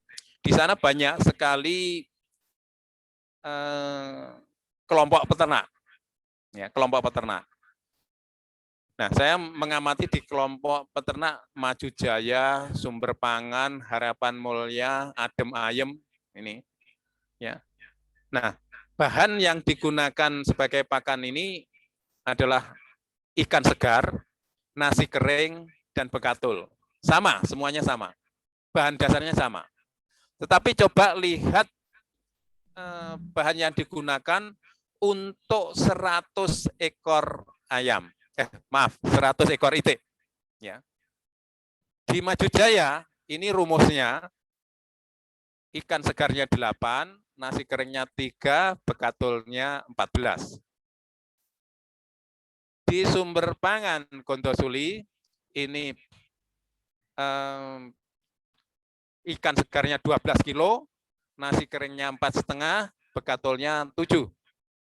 Kemudian di Harapan Mulia, ini ikan segarnya 26 kilo, nasi keringnya 8, bekatulnya 6. Di Adem Ayem ini ikan segarnya 16,5, kemudian nasi keringnya 5,5, bekatulnya 19. Ini kan heboh juga ya. Padahal satu daerah dengan kelompok yang berbeda, rumus di dalam memberikan pakan itu selisihnya jauh sekali. Ya. Nah, ini kalau saya hitung secara hitungan ilmiah gitu ya, kandungan protein yang diberikan pada itiknya, ini untuk kelompok Maju Jaya, ini proteinnya sekitar 37 per ekor, kemudian gram ya, ini 35, ini 64, ini 60. Ini hampir 2 kalinya. Nah, kita lihat sekarang produksinya. Produksinya berbeda enggak? Produksinya yang Maju Jaya itu 65, ini 63, ini 62, ini 63. Ya berarti rata-rata segitu-segitu aja. Nah, tadi kan sudah saya sampaikan Bapak-Bapak dan Ibu-ibu, di dalam membuat pakan, sebenarnya rumus pakan itu tidak penting. Yang penting adalah yang pertama, tercukupi atau tidak, minimalnya itu tercukupi. Tapi kalau sampai berlebih, ini tidak juga bisa meningkatkan produksi lebih baik. Tapi ini justru pemborosan. Nah, ini kan daerahnya kan berdekatan. Mereka tidak saling bisa memahami menengok ya. Wah, ini rumus saya ini kok seperti ini. Dan biasanya peternak begitu ya. Kalau sudah sekali punya rumus, rumusnya ini, pokoknya ini yang paling sesuai. Ini sudah tidak mau untuk melihat pengalaman dari peternak yang lain. Pokoknya ini yang paling benar, yang paling bagus itu punya saya. Nah, ini yang berlaku di kalangan peternak itu adalah seperti itu. Tapi kita dari kalangan perguruan tinggi dengan melihat kondisi ini, justru kelompok yang ini itu terjadi pemborosan yang luar biasa. Tapi seperti yang saya katakan tadi, mereka tidak merasa boros karena harga pakan itu murah, harga ikan itu murah. Ya, sehingga mereka tidak merasa, wah ini pemborosan. Karena itu tadi harga pakan pada saat saya pengamatan itu sekilo hanya 1.500 sampai 2.000 per kilo. Karena memang produknya melimpah. Oke. Nah, ini ada lagi di sini dari Tegal rumusnya juga demikian ya, 15, 7, 5, kemudian ini ya, macam-macam ya. Ini ada berbagai bervariasi ini ya. Kemudian ini di Trenggalek, ini hanya konsentrat itik dan bekatul. Jadi konsentratnya itik itu 4 kilo, bekatul 16 kilo untuk 100 ekor ayam. Berarti 20 kilo, 1 ekor 2 ons. Nah ini tergantung memang bekatulnya. Kalau bekatulnya bagus kualitasnya, ini nanti konsumsinya tidak segitu, ya tidak 200 gram, bisa 150 yang diberikan. Tapi perbandingannya sama ya, 1:4 atau antara 1:3, 1:4. Ya. Ini produksinya sama, kira-kira 65% untuk produksinya. Ya. Nah memang kalau dilihat ya di sini tadi, ini produksinya kok rata-rata 65-an. Padahal hasil penelitian saya tadi, ini bapak-bapak yang tadi bisa melihat ya, kita kembali ke atas. Nah, ini itik saya, sebentar.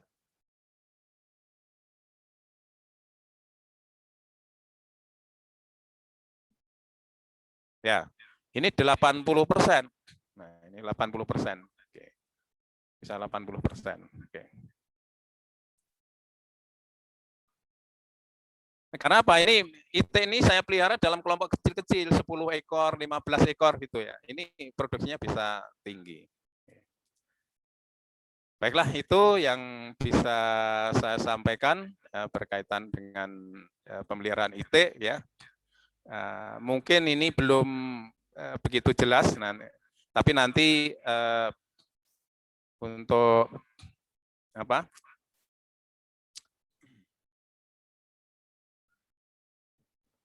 Untuk berikutnya, nanti kalau masih diperlukan, Bapak-bapak ini bisa berbincang-bincang kembali dengan saya ya, dengan media apapun nanti saya akan dengan senang hati untuk membantu bapak-bapak semuanya untuk mengembangkan peternakan itik. Termasuk nanti untuk lanjutannya misalnya sudah untuk bagaimana produk telur asin dan sebagainya. Ini silakan saja. Saya sangat terbuka dan senang apabila ada peternak-peternak yang mengembangkan itik ya.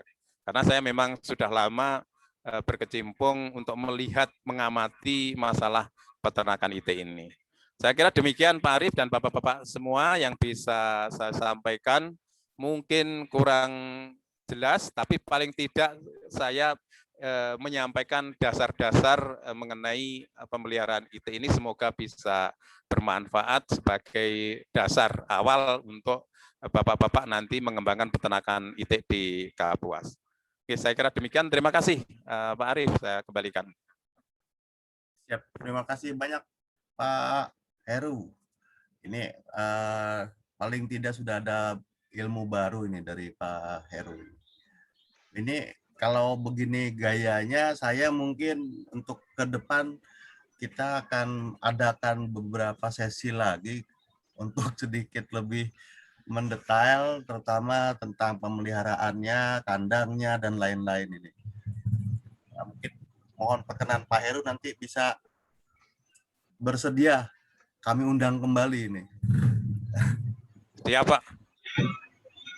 Oke, untuk selanjutnya mungkin dari peserta yang lain ini, dari mewakili 6 desa, 5 desa ini, kalau ada mau bertanya Pak Isur atau yang lain dari A6, ini ada dari Bumdes Tirtasari sudah hadir juga ini.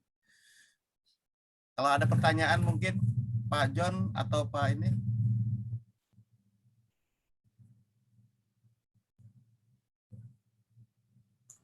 Pak Supriyadi, kira-kira ada tanggapan Pak?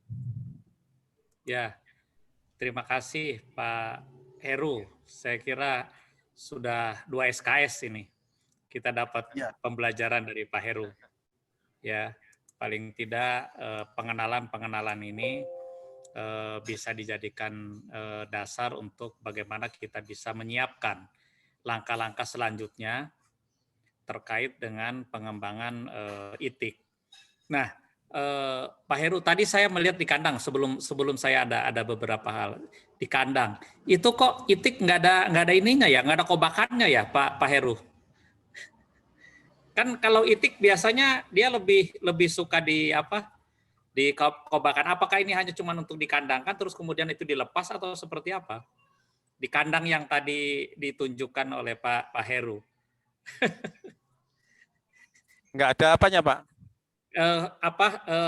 Semacam apa untuk dia mandi apa segala macam itu tadi saya kok nggak ngeliat ya? Iya, itu sudah saya jelaskan, Pak, itu tadi. Mungkin Bapak-bapak yang mengikuti secara lengkap ini sudah paham ini ya, bahwa IT itu tidak perlu kolam renang. Oh, nggak, tapi habitatnya dia kan ini awam saya nih. Habitatnya dia kan di air kan ya, lebih ke ini. Apakah itu tidak mempengaruhi pertumbuhan atau ini? Karena saya dulu waktu kecil itu kalau musim panen itu kan itiknya itu dibawa ke mana? Ke sawah gitu. Nah, mereka kan sambil lari-lari itu sambil ini sekali. Nah, terus itu produktivitasnya bisa meningkat. Ini menurut Pak Heru itu seperti apa, Pak? Ya, jadi begini, Pak. Jadi memang IT itu adalah termasuk hewan air. Dia suka sekali main-main air, berenang dan sebagainya. Tetapi kalau kita memelihara IT, itu tujuan kita bukan membuat IT itu senang, bukan membuat IT itu bahagia untuk berenang-renang. Karena dengan berenang, begini Pak B, dengan berenang dia kondisi badannya basah. Kemudian dia juga mengeluarkan tenaga yang cukup banyak untuk berenang. Ya seperti kita ya, kita berenang aja kan lapar ya. Nah kalau dia berenang, yang pertama dia butuh energi itu semuanya dari pakan. Kemudian dia kondisi tubuhnya basah, untuk mengeringkan itu juga perlu panas, perlu energi, itu juga dari pakan. Jadi kalau kita membuat itik bahagia, maka kita menambahkan ekstra pakan untuk tenaga dia berenang tadi, dan ekstra tenaga untuk mengeringkan tubuhnya. Karena kita setelah berenang kan kita pakai hair dryer Pak itu ya untuk mengeringkan itu. Hair dryer perlu energi. Nah, jadi kalau kita tujuannya untuk produksi telur ya sudah, yang kita sediakan pakan untuk produksi telur, untuk yang lain-lain, untuk lari-lari, untuk berenang, untuk mengeringkan badan itu tidak perlu kita sediakan gitu. Jadi begitu. Baik. Jadi dengan dikandangkan secara kering, justru produksinya itu bisa tinggi. Tadi saya contohkan di baterai, seperti ayam petelur, itu bisa bertelur bagus, Pak. Nah, itu. Ya. Gitu, ya. Pak. Ini sebenarnya ini memang orang awam seperti itu. Enggak, saya sering ke keraton, Pak. Katanya kenapa para raja itu awet muda? Karena dia melihat dayang-dayangnya berenang. Nah, paling tidak gitu loh. Pak, ini nanti Pak Edison itu ngelihat itik berenang itu darah mudanya jalan terus gitu loh. Ya itu tergantung tujuannya itu Pak. Kalau kita ingin membahagiakan itik memang bisa dikasih dikasih kolam renang supaya itiknya lebih bahagia lagi. Kemudian tapi kita harus menyiapkan ekstra pakan untuk itu. Jadi misalnya kalau mestinya itu 200 gram, kita harus nambah 215 gram atau 225 gram. Ini nanti untuk itu tadi, untuk memenuhi kesenangannya itu tadi. Oke, ya Seraja juga sama Pak. Dia harus menyiapkan luluran segala itu untuk para dayang-dayangnya. Pak Heru mungkin teman-teman, saya kira Pak Edison nanti Pak Arif ya. Tadi yang sudah dijelaskan oleh Pak Heru, kebutuhan komponen pakan yang bergizi, berprotein. Nah, mungkin dapat diidentifikasi apa-apa yang sudah ada di Kapuas, apa yang nggak ada, kemudian dapatnya dari mana. Kemudian alat tadi untuk penggiling dan lain sebagainya. Saya kira ini sekaligus Pak Heru kita mau mengidentifikasi kebutuhan apa yang nanti kita perlu siapkan. Saya kira ini tujuan Pak Arif, saya kira. Tapi nanti secara tematik nanti bisa dibahas lebih lanjut, misalnya bagaimana tadi telurnya itu kalau bisa itu kuning telurnya itu ada 2 gitu loh. Jadi mata sapi itu nanti udah di dalam itu udah 2 gitu loh. Jangan 1 gitu loh. Udah lengkap ya Pak ya. Iya, jadi sudah kita pesan orang, Pak, bayi saja kan ada yang kembar kan Pak. Masa tuh kuning telur nggak ada yang kembar? Pak Heru tantangan loh. Saya kira itu Sebenarnya Pak. ada Pak itu, yang kembar Ada, ada, ya? tapi itu nyeksa itu, nyeksa. Dan biasanya kalau ayam, kalau telur kuningnya 2 itu saluran telurnya itu bisa keluar, istilah Jawanya itu dobol. Oke, jadi Jadi saya kira itu itu keluar. Pak Arif mungkin komponen apa tadi yang disampaikan tadi apa? Ada ikan kan gitu loh. Apa Ya. ada bekicot, apa tadi apa tuh keong, apa segala macam. Kalau itu bisa diidentifikasi, saya kira ini kita sudah bisa menyiapkan apa yang harus kita siapkan untuk pakan, apa yang harus kita meningkatkan untuk produktivitas. Nanti saya kira ke telur Pak Heru, saya kira ahlinya itu dalam membuat telur asin supaya masir, supaya ini dan lain sebagainya. Saya kira itu Pak Arif, makasih Pak Heru. Siap Bapak. Oke. Ini jadi saya jadi agak bingung lagi nih. Ada telur matanya 2 lagi. Oke, Pak Heru, ini mungkin hari Senin saya akan ke Jogja. Mungkin kalau ada kesempatan saya pengen ketemu, saya pengen sedikit tahu banyak soal mesin tetas telur itu, Pak. Secara detail ininya, Pak. Kemudian untuk yang identifikasi kebutuhan pakan, tanggal 29 nanti mungkin kita akan ketemuan dengan para kepala desa, masyarakat tani di sana di Kapuas. Ya kita bisa sama-sama rame-rame mengidentifikasi kebutuhan dan ketersediaan di sana terutama yang lebih mudah mengurangi biaya, Pak. Oke. Mungkin Pak Heru besok ada di Jogja ya, Pak ya? Hari Senin ya, Pak ya? Ya, insya Allah Pak. Jam berapa ini kira-kira? Nanti Senin siang mungkin saya berangkat habis karena ada kegiatan dulu di Kemenhan, kemudian nanti baru langsung berangkat ke Jogja, mungkin malam Selasa lah baru bisa ketemuan kita. Oke ya. Oke, Pak Suryan mungkin ada pertanyaan atau Pak Edison, Pak John dari BUMDes yang lain ini, dari B4, A6, A7 nih. Kalau ada pertanyaan. Kalau nggak ada mungkin Pak Yon mungkin ada, Pak Yon. Pak Yon, ada pertanyaan Pak Yon? Ya mungkin ada aja sedikit aja gitu. Ya. Cuman harapan-harapan saya selaku pendamping kawasan transmigrasi mah hanya sekedar gitu. Apabila toh ini bantuan sudah realisasi, pengelolaan ya emang harus lebih diintenkan lagi gitu. Karena apa ya membutuhkan kan ini kan yang bantuan ini kan 2.000 ekor kalau nggak salah. 2.000 ekor itu kan perlu gitu maksimal tenaga dan untuk bimbingan dan pengawasan dari stakeholder yang ada itu ya diharapkan itu ya jangan lengah saja gitu aja karena kita akan menuju perkotaan baru gitu. 2.000 itik itu tidak sedikit gitu.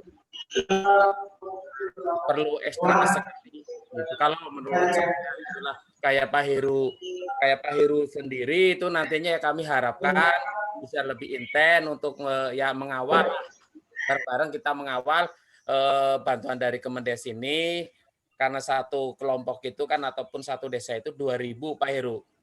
2.000 itik. Bayangkan aja. Kalau sampai umpamanya 4 bulan lah sudah kisaran 80% bertelur, kayak apa hasilnya? Kurang lebih berarti sehari itu bisa 120 butir. Gitu. 120 butir kalau umpamanya antara 4 bulanan ya Pak Heru ya. Kurang lebihnya. Itik bertelur umur setengah tahun, Gitulah. 24 minggu. Nah, 24 minggu. Nah, mudah-mudahan kan dari yang 2000 ini kan bisa maksimal antara 24 minggu itu sampailah maksimal lah 90% bertelur itu. Nah, telurnya ini kan ya pemanfaatannya untuk telur asin kan gitu ya, untuk telur asin yang kata Pak Dirut itu yang masir lah, itu yang bagaimana ya kita butuhlah apa hitungannya lah seluruh yang berkepentingan itu untuk mengawal bareng program ini, gitu aja. Butuh gitu. Orang-orang kayak Pak Heru, kayak Pak Arif, Pak Edison, ataupun Pak Kades sendiri, dan BUMDes khususnya untuk hasilnya itu dilarikannya ke BUMDes itu ya mudah-mudahan itu kita lebih berkolaborasi aja gitu. Harapan saya gitu aja. Tidak ada umpamanya toh lah untuk bertanya ke Pak Heru, sama ahlinya kok ditanya. Nanti saya salah gitu. Jadi insya Allah lah kami butuh sentuhan dari Pak Heru sendiri. Nah, kemarin alhamdulillah yang pelatihan telur asin itu sudah Pak Heru. Sudah. Nah, tinggal nanti kita mungkin kan ada pelatihan itu, nggak tahu Pak Heru itu dimasukkan ke narasumber atau tidak, itu di PP Katran itu masuk enggak gitu. Gitu. Mudah-mudahan Pak Heru bisa terlibat dalam pelatihan ini awal bulan Juli Pak Heru. Gitu. Mudah-mudahan bisa terlibat Pak Heru untuk memberikan bimbingan teknisnya keterkaitan ini yang bantuan ini. Gitu. Kiranya cukup sekian aja. Itu hanya doa saya, semoga kawasan transmigrasi itu menuju kawasan perkotaan baru. Gitu aja. Gitu aja. Wassalamualaikum warahmatullahi wabarakatuh. Jadi kalau 2000 itu sehari 1.200-an butir itu produksinya nanti. Bukan 120 tapi 1.200. Oh ya, berarti kurang knowledge-nya saya. Ya mohon maaf. Ya. Mohon maaf. Mohon maaf. Aduh. Nolnya 1. Mohon maaf.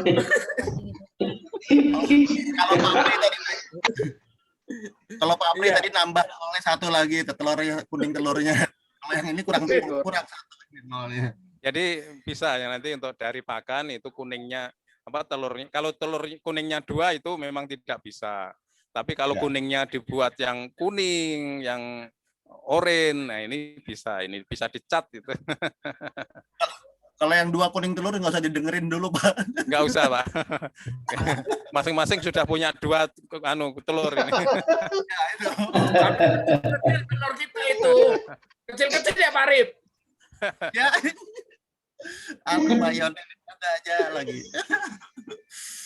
Oke, terima kasih banyak. Yang lain kira-kira gimana? Ada Pak Suryan, Pak Edison, dari Tirtasari anak. Ya. Mohon izin Mbak, dari apa yang disampaikan oleh Pak Heru tadi dan juga saya menyitir apa yang dikatakan oleh Pak Supriyadi. Jadi kalau misalnya nanti saya setuju apa yang dikatakan tadi ini masalah identifikasi kebutuhan pangan, Pak. Jadi supaya ini nanti setidaknya ya kebutuhan untuk pakan ini kita kan harus melihat potensi yang ada di lokasi kita nanti. Nah, kalau kita di sini apa yang namanya itulah ada tumbuhan mungkin Pak Suryan yang tahu Pak, yang biasanya orang yang saguknya itu diambil kalau kita di sini kan. Nah, jadi ke arah jalan ke Mandumai itu ada juga peternakan itik di situ. Nah, jadi itu kayu-kayu ya, mungkin saya nanti kebutuhan gizi, energi dan sebagainya memang saya Pak Heru saya tidak menguasai hal itu. Tetapi untuk mengembangkan ke depan nanti setidaknya biaya pakan ini kan kita harus tekan lah. Karena kalau dikatakan oleh Pak Heru tadi kan masalah biaya pakan ini kan 70% sampai 80% Pak ya, kalau nggak salah itu tadi. Itu yang masalah itu saya setuju tadi, misalnya ada pun pertemuan nanti seperti yang dikatakan oleh Pak Arif tanggal 29 nanti di lokasi, setidaknya kita yang hadir di sini nanti karena ini menghadapi yang rencana yang akan nanti dari Kemendes, itu nanti kita harus mempersiapkan sudah identifikasi kebutuhan pakan, setidaknya kita nanti bisa menyampaikan bahwa potensi yang ada di lokasi ini nanti bisa nggak seperti ini, misalnya masyarakat-masyarakat yang sudah terbiasa lah dengan keadaan yang di lokasi nanti Kalau sudah ada seperti itu nanti mungkin ada saat dan sesi yang lain nanti kita sampaikan dengan Pak Heru, Pak ya. Yang kedua, Pak, kemarin juga mohon izin dengan Pak Supriyadi juga kita melihat, Pak, yang ada di A5. A5 kan desa di bentuk Jaya itu kan ada masalah pakan. Nah, yang ini nanti apakah kalau di situ nanti kan sistem Pak, sistem di bawahnya itu langsung ada kolam. Di bawahnya itu kan langsung kolam. Di bawah kandang. Ya, langsung. Nah, jadi kemarin saya ada ke situ juga yang kedua kali saya ada ke situ. Ini nanti setidaknya masalah polusi, Pak, polusi bau. Nah, ya mungkin double nih ya. Nah, apakah yang sistem kandangnya ini nanti, Pak, yang harus kita sesuaikan karena dengan kalau misalnya tai ayam kan, maaf, kotoran ayam, kohe ayam itu kan bisa kita manfaatkan. Apakah nanti kohe dari itik nanti ada formulasi khusus misalnya dalam pembuatan kandang yang bisa kita pikirkan kohenya itu nanti bisa kita manfaatkan gitu, Pak. Karena kita tahu juga kan di Dadahub itu masalah dia sekam padi dan sebagainya kan masih tersedia. Nah, itu nanti mungkin yang ini nanti Pak Arief mungkin yang identifikasi kebutuhan pakan. Habis itu masalah kandang juga kita perlu pikirkan, Pak. Karena yang di Dadahub A5 itu saya kemarin ada ke lokasi, dalam tanda kutip itu sayang kotorannya itu kohenya itu tidak dimanfaatkan. Satu. Yang kedua, karena itu kandangnya itu dekat dengan rumah, dekat dengan pemukiman, setidaknya ada polusi bau, Pak. Nah, itu nanti ya mungkin jadi kita identifikasi juga kebutuhan pakan, apa yang sudah tersedia di sana, memungkinkan biaya produksi untuk pakan ini nanti bisa kita tekan lah, setidaknya menurut kearifan lokal kita di sana. Yang kedua lagi masalah kandang, Pak. Itu yang saya lihat kemarin.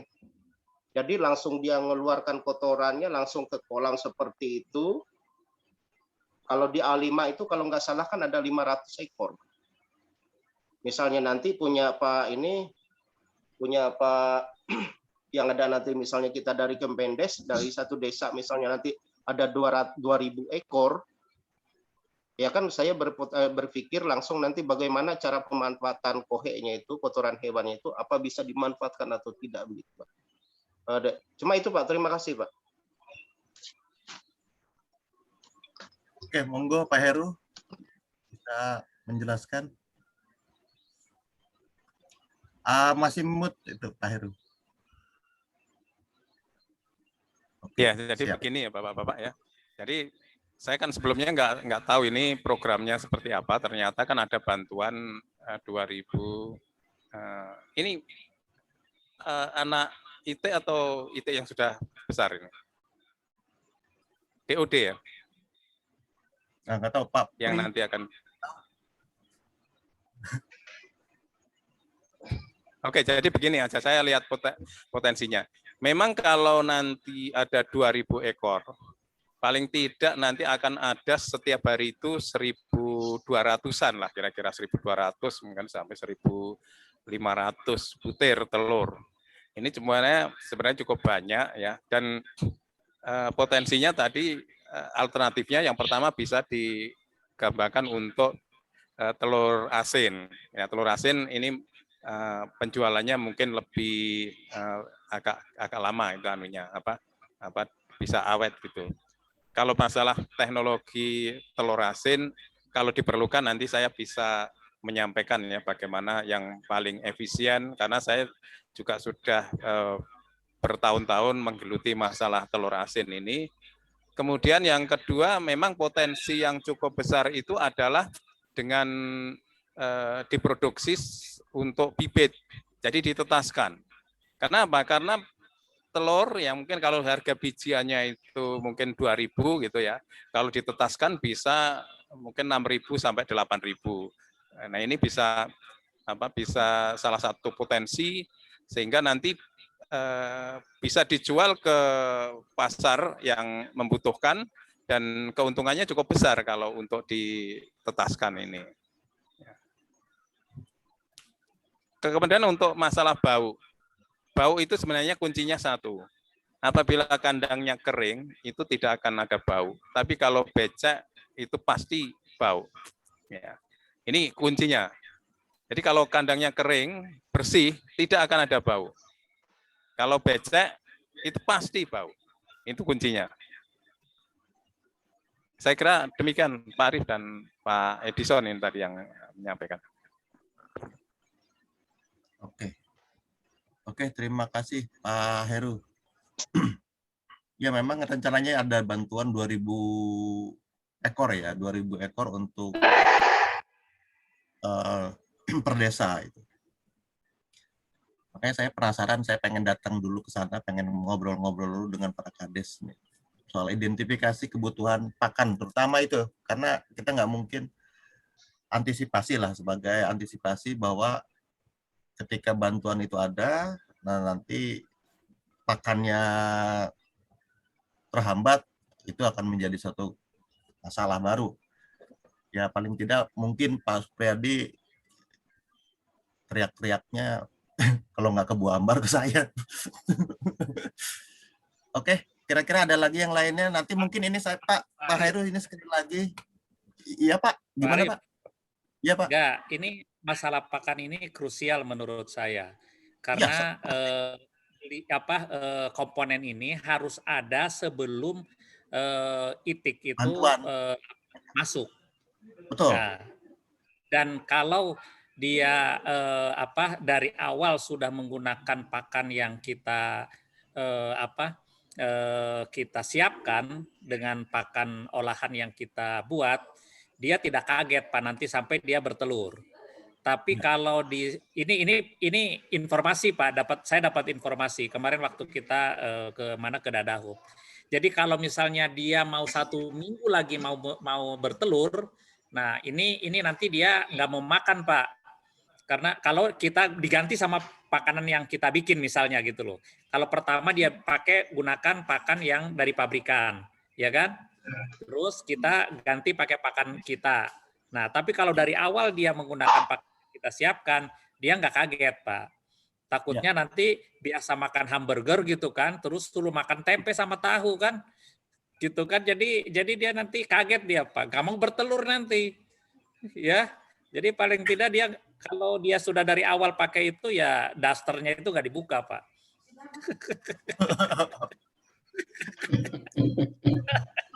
Oke, saya kira gitu. Jadi mungkin harus cepat ini Pak.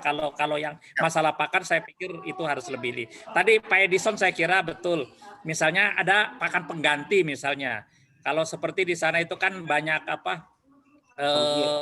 ini untuk sagu itu apa namanya itu?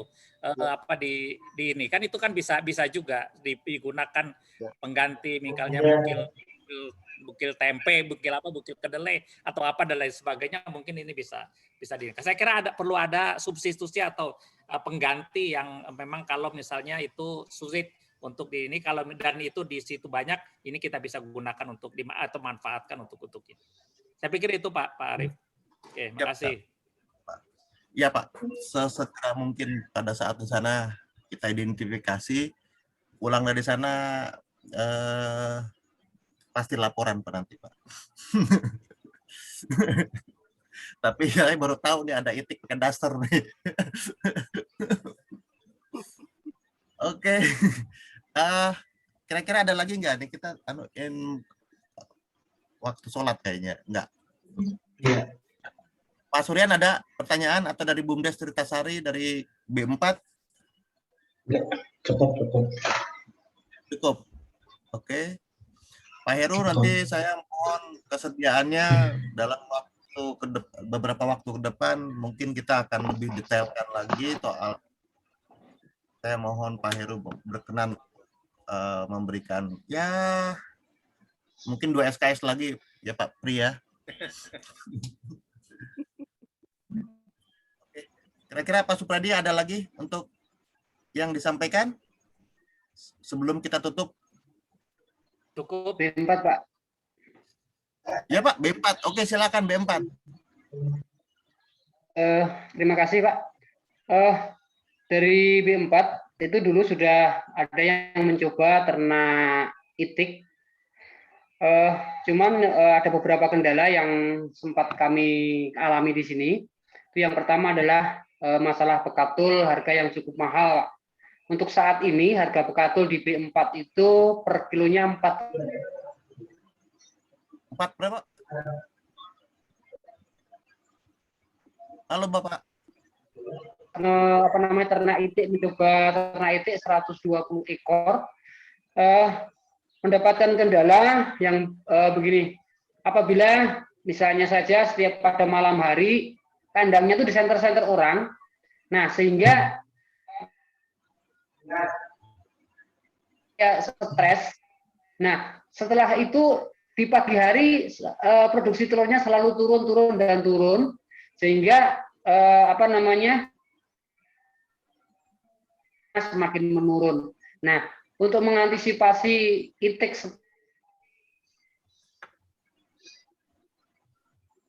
putus-putus ini Pak. Barangkali lebih cocok untuk Halo Bapak, terputus Pak. Halo. Halo Bapak. barangkali lebih cocok untuk kandang umum. Nah, dalam hal ini barangkali sekali untuk tanyakan. Terima kasih. Halo. Bapak mungkin agak putus-putus, mungkin videonya bisa dimatikan dulu untuk supaya tidak terlalu beban. Videonya dimatikan tapi suaranya tetap ada gitu, Pak. Halo. Ya. Ya. Agak putus-putus, Pak. Belum tertangkap ini pertanyaannya. Sinyal Pak, paling Pak. Nah, iya itu makanya. Videonya dimatikan aja, tapi audionya tetap, Pak. Oh iya. Videonya dimatikan, tapi suaranya tetap. Baik Pak. Dari B4 Pak, ini yang ada warga yang sudah mencoba ternak.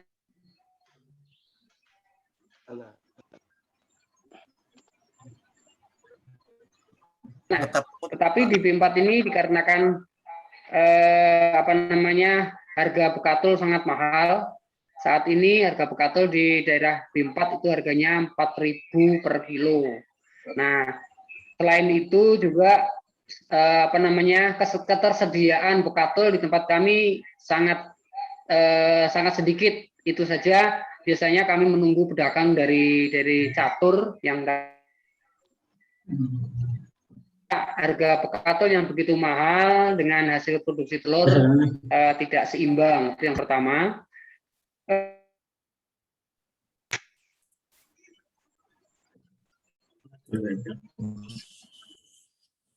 Kemungkinan itik itu stres. Jadi pada malam hari ketika kandang itu di senter-senter orang lewat misalnya, itu itiknya teriak-teriak, sehingga itiknya di malam hari itu bukan bisa istirahat atau tidur, tapi justru mereka berlari-lari sehingga semakin menurunkan telur. Itu yang pertanyaan kami, bagaimana caranya untuk mengantisipasi supaya itik-itik ini tidak stres sehingga tidak menurunkan produksi telur. Terus yang berikutnya, ya.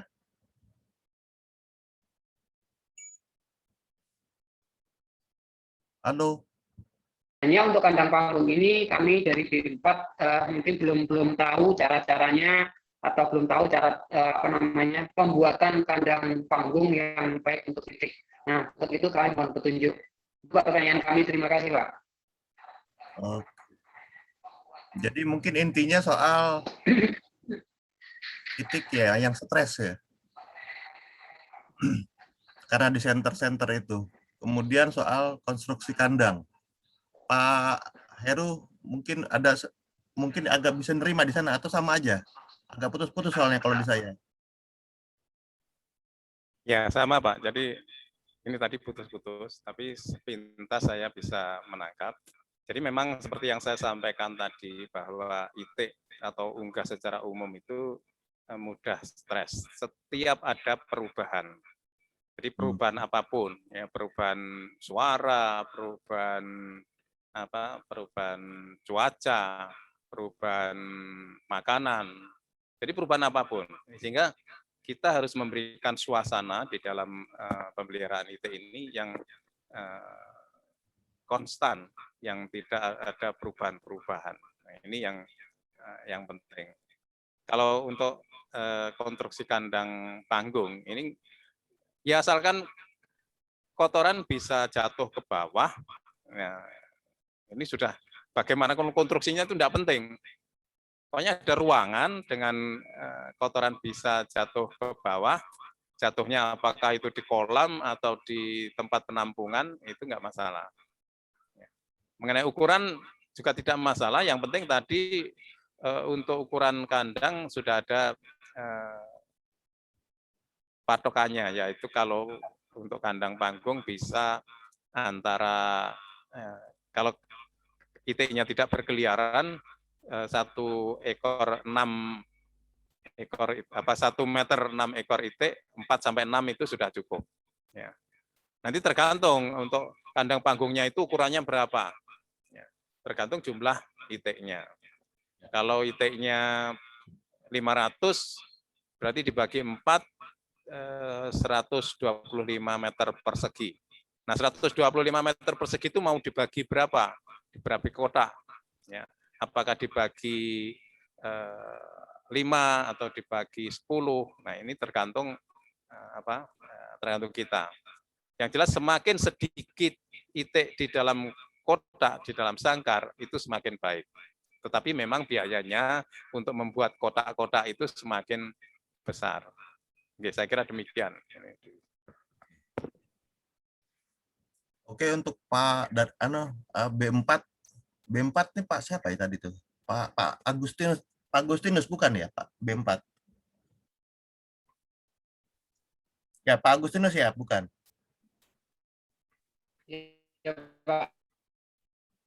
Halo? Oke.